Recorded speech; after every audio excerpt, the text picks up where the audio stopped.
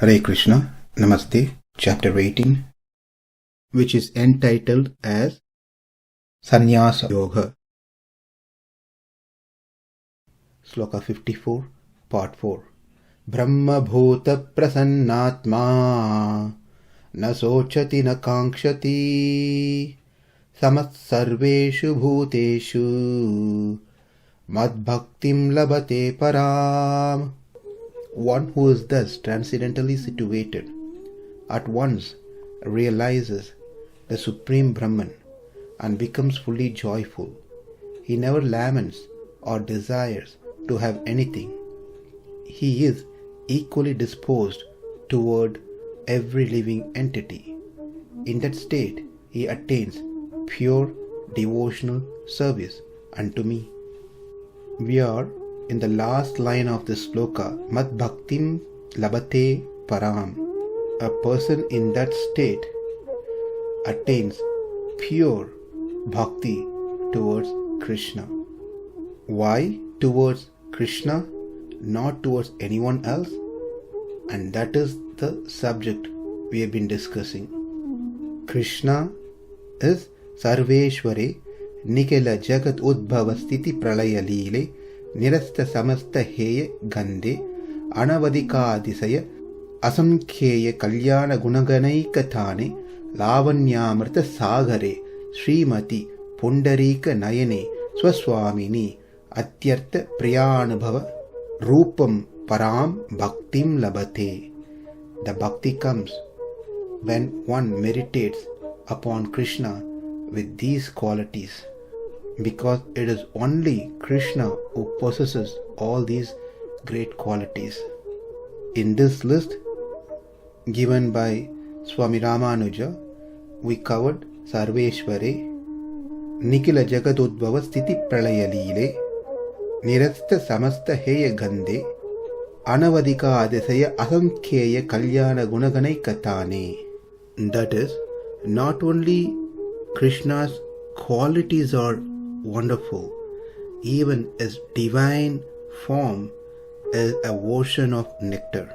Just for the argument's sake, Krishna doesn't even have to have any of the qualities that we mentioned earlier. Just his divine, beautiful form itself sufficient one to get attracted to him. As we see him, we feel like seeing him again and again. Bhakti means concentration, meditation, dhyana. For one to focus, the thing that need to be focused should be attractive, should be nicer. No one meditates on something which is not nice. What else can be better than the divine form of the Lord, which itself purifies one's existence? The Lord's form will easily pull us away from our attraction towards the worldly things. His divine form is enchanting and mesmerizing. Therefore, he is lavanyamrita sagare. He is beautiful from top to bottom, head to feet. Mayi sarveṣvare nikila jagat udbhava sthiti pralaya leele nirasta samasta heya gande anavadikādisaya asamkheya kalyana gunaganaikatane lavanyamrita sagare. The next is śrīmati, one who is the husband of Sri, one who never gets separated from Sri Mahalakshmi. For us to get the mercy of Krishna, we for certain need the grace of Sri. The sins that we have are obviously unlimited. For us to attain the Lord, these sins has to be forgiven, and that is done and happens through Sri, who is the original mother for everyone. She stays between us and the Supreme Father, Krishna, as a connecting factor. Our liberation is guaranteed because of her presence between us and Krishna. There is no other factor needed between us and her. There is no other factors needed between her and her husband. Therefore, there are only three involved in this whole process. It is Krishna and us, and in between us, it is Sri. To connect the Jivatma with Paramatma. She corrects both Jivatma and also the Supreme Paramatma. She corrects the Jivatma's mistakes. That is understandable. What mistakes does Paramatma has that she has to correct? Well, when the Jivatma comes, the Lord is quite strict, asking and demanding for the qualification of the Jivatma.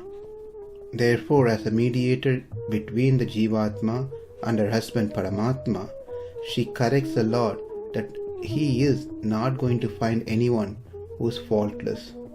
And also she goes to an extreme, supporting us that we are faultless, like a loving mother who always supports her child from being criticized for the mistakes.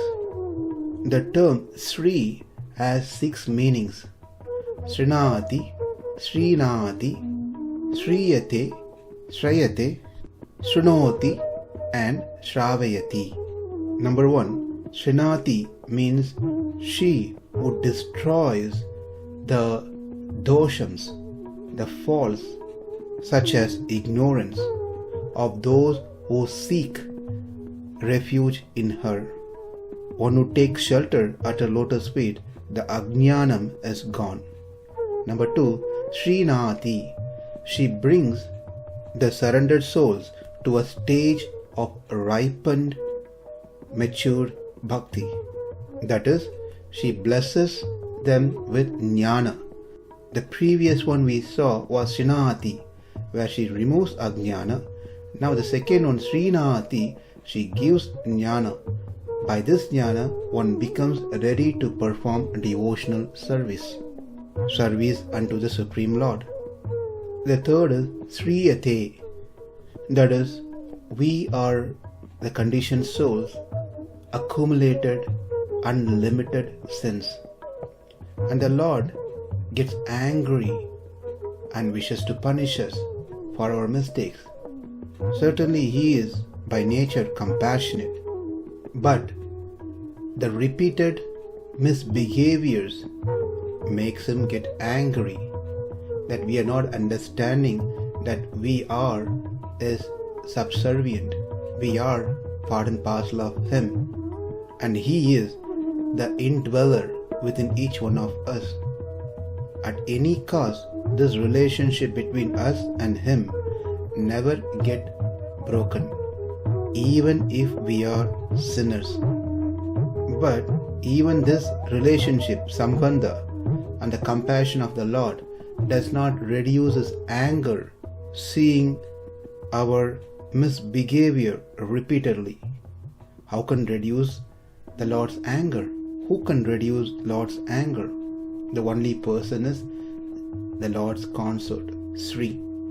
Only she has the power to completely influence Krishna as his wife. She also loves her husband. She also loves her children. We are her children. When she places a recommendation for us, the Lord has no words to reject it. He simply accepts. Therefore, she is sought out by the samsaris like us with the great hope that she will intervene on behalf of us to make the relationship, to make the recommendation to her husband, to our Supreme Father, to relieve us from this material existence and give shelter at His lotus feet. This is what Shriyate means. The fourth is Shrayate. The third one that we saw earlier was Shriyate. She is attained by the conditioned souls. Whereas the fourth one, Shrayate, is she reaches out. One more time, the earlier one, the devotees reaches to her. attains her. Whereas here, she reaches out to the Lord, to her husband, to pacify his anger, and she appeals to him to forgive them and bless them and accept them. Number 5, śocati. She listens. When her children appeal in great sorrow and pain and begs her to show her Lord's sacred feet for their protection, she listens to all our pleas very carefully. After she listens, then she makes her husband listen to this message. That is number 6, śravayati. śocati, she listens from us, and then śravayati, then she makes her husband listen to what she heard. The sorrowful pleas of the chetanas, the living entities. She speaks on our behalf to Krishna. One may ask a question. The Lord is Swatantra Purusha. He is completely independent to do anything and everything. Then, considering that factor, why can't he forgive his children directly? The answer is that it is natural that children benefit from the father's anger and the mother's compassionate intercession with her husband on behalf of us. This we can find even in this world. So these 6 are the powerful meanings for the Sri Sabda. Śrināti, she destroys our ajnana. Śrīnāti, she gives us jnana. Śriyate, she is attained by the devotees. Śrayate, she reaches out to her husband to uplift us. Śrinoti, she listens to our sorrow and pains. Śravayati, she makes her husband listen what she heard from us. So the point is, one who knows the glories of Sri, who is the consort of the Supreme Lord, will never pay any attention to any other devatas, who doesn't have any sambandha with Sri. It is only the Lord Narayana, called as Shriyapati. If someone has to say the greatness of the Lord in just one line, then it is simply that he is called Sriman. It is because of Sri who is present with him, he is great. It is only when he is with Sri his mercy flows without any interruption. We may continue to speak on just this topic, Srimati, for rest of the session and sessions to come, but due to time constraints, we will forcefully stop here and move on to the next one, which is Pundarika Nayane, a lotus-eyed one. Earlier, starting off this session, we learned Lavanyamrita Sahare. The overall beauty of the Lord is like an ocean of nectar. Whereas here, Pundarika Nayane, a specific feature in that overall ocean of nectar has been taken. Each and every part of the Lord is nectarian. Of all those Lord's beautiful eyes are very captivative. Two things, Saundarya and Lavanya. Saundarya means one who has beautiful features like beautiful eyes, nose, each and every part of the body. Saundarya. Lavanya means overall beauty, not just each and every part. It is very hard to find someone who has both Saundarya, Avayava Shobha and Lavanya, Samudaya Shobha. If we see someone from a distance, that person may look beautiful, handsome. As we get closer to that person, then we notice some defects in that person. Or in other hand, a person may have good features, but then overall appearance could be totally unpleasing. It is only Krishna who has Saundarya and then Lavanya. Each and every parts are nectareous, and overall his form is an ocean of nectar. Everywhere in the scriptures, the Lord's lotus eyes are glorified.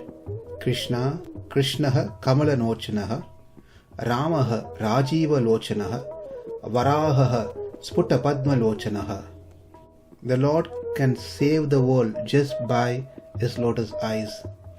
The living entities are hankering for the vision of those eyes and begging to the Lord to glance upon them. If the Lord glances upon us, all our sins get destroyed. There are stories which narrates just by looking at Lord's lotus eyes, one gets captivated completely and becomes fully surrendered. If we have to talk about each of Lord's features, is lotus-like eyes, is bimba-like lips, etc., we will never be able to finish it. Even if we take one feature of the Lord, we will never be able to complete it. We will be of fault of not able to glorify enough.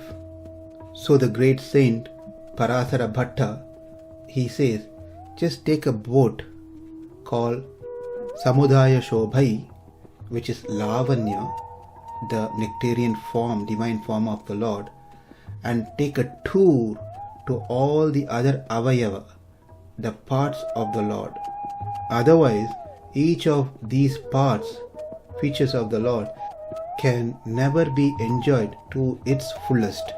When we go to the temple, we usually take the boat called Samudaya Shobhai and take a tour around the beautiful features of the Lord, starting from his lotus feet up to his kiritam, his crown. What we covered so far falls into one category, the 7 items. The last one is 8th, stands by itself as a separate one, Swaswamini. That is, he is the proprietor and I am his belonging. Therefore, he is Swami. We started this whole discussion with Ishvara and we are ending with Swami. That is, like a king, he keeps everyone under his control. That is Ishvara. And over here, Swami, which is mentioned to convey that we all belongs to him. We are his property. That means he is our owner. The meaning of this is that being an owner, he has the responsibility to save his property.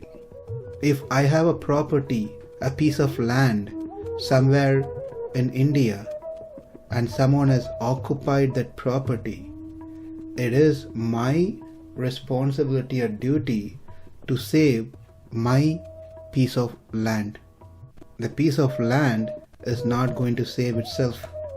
Well, one may say the piece of land is non-sentient, whereas we are sentient.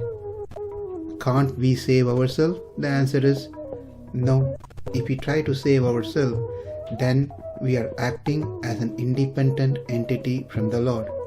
For example, in Ramayana, Mother Sita had all the power, Shakti, to save herself, but she was fully dependent on the Lord to come and save her.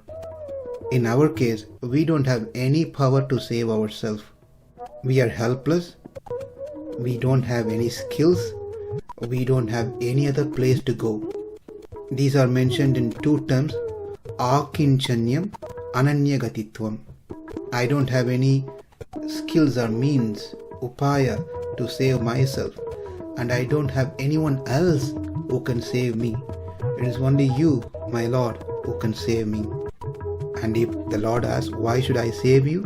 The answer that we give him is, because I am yours. You are my Swami. I am your property. Therefore, only you have to save me. So what should we do from our side? We understand that he is Swami and we are his belonging. Then we meditate this particular quality, that we belong to that Swami. If we understand this factor, then we can be in peace. Right now we are not in peace because we think we have to save ourselves. We have to save our family members. We have to save others. But when we leave the responsibility, raising our hands, calling out for Krishna, loudly screaming that I am yours, at that point the Lord takes over full control of our life and we can be in complete peace. In these ways, when one meditates upon the Lord, understanding His greatness, will develop a sincere and desperate eagerness to see the Lord, to be with the Lord. At this stage, he is not disturbed by anything that happens in and around him. He doesn't grieve for any loss that happens in his life.